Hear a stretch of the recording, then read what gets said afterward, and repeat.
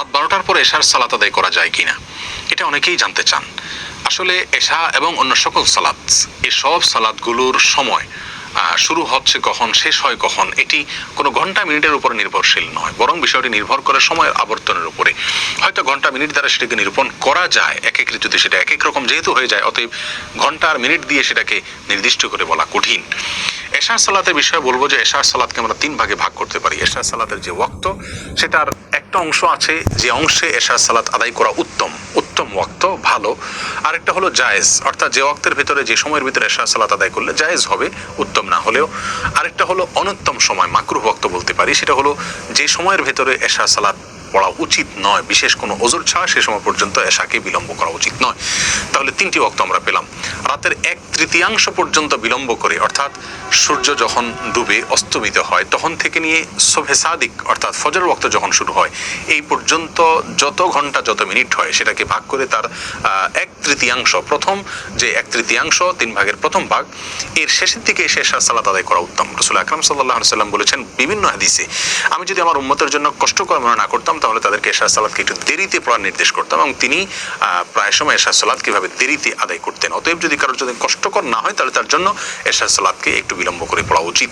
আমাদের সমাজ থেকে এই আমলটি প্রায় বিদায় হয়ে গেছে। আমরা এশার সালাতকে 9টা, 9:15, 9:30, অর্থাৎ যে সময়টাতে 1/3 হয়, এক এক ঋতুতে এক এক রকম হতে পারে, আনুমানিক 9টা, 9:30 এই টাইম পর্যন্ত নিয়ে আমরা এশার সালাতকে সাধারণত আদায় করি না। আর এই 1/3 পর্যন্ত দেরি করে যদি আমরা এশার সালাত আদায় করতাম তাহলে সেক্ষেত্রে এশার পরে আর খাওয়া দাওয়ার প্রয়োজন হতো না, আড্ডাবাজি করার প্রয়োজন হতো না, গাল গল্প করার যে সমস্যা আমরা দেখি আজকে সেটা থাকতো না। ফলে ভোর রাতে উঠা এবং ফজর সালাত জামাতের সাথে আদায় করা সহজ হতো। আর আমরা যেহেতু অনেক আগে এশার সালাত আদায় করে ফেলি, এই জন্য দেখা যায় এশারের পরে আমাদের নতুন করে আড্ডা এবং গল্প জমে, খাওয়া দাওয়া ইত্যাদি করতে করতে অনেক রাত হয়ে যায়, যার ফলে ফজর এবং ভোর রাতে ওঠাটা আমাদের জন্য কঠিন হয়ে যায়। যাই হোক, তাহলে রাতের 1/3 শেষের দিকে এসে এশার সালাত আদায় করাটা হলো উত্তম। তবে কোনো ব্যক্তি যদি এমন হয় যে তিনি একাকী সালাত আদায় করতে হবে, যদি তাকে উত্তম ওয়াক্তে সালাত আদায় করতে হয় তাহলে তিনি অবশ্যই একাকী সালাত আদায় না করে জামাতের সাথে সালাত আদায় করবেন।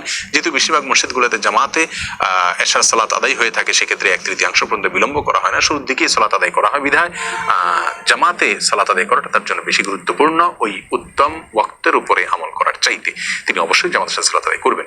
তাহলে এটা গেল এশার উত্তম ওয়াক্ত, 1/3 পর্যন্ত বিলম্ব করে পড়া। 1/3 থেকে নিয়ে মধ্যরাত পর্যন্ত যদি কেউ দেরি করে তো সেটাও জায়েজ আছে, অর্থাৎ সেটা জায়েজ ওয়াক্ত, এই পর্যন্ত দেরি করা যাবে।